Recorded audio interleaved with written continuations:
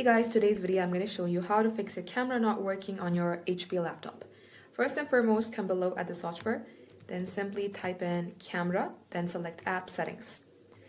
Now in here, make sure this camera is turned on like this. If it's turned off in your case, go ahead and turn it on. Next, make sure power optimized is on recommended. And likewise, select this repair button. Once you do so, it might take a couple seconds. Once done, close this. Again, come below at the search bar, type in settings and select open. Now as you do that, what you have to do is you have to again select camera here.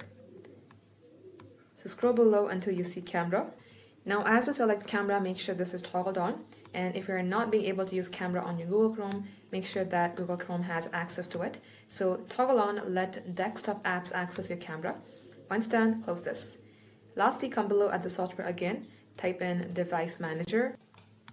Now in here you will see cameras. Double click onto it, you will see HD facing user or whatever camera you have. Right click onto it, select update driver, search automatically for drivers. Once done, close this. Now restart your device, go ahead, use your camera and it will work.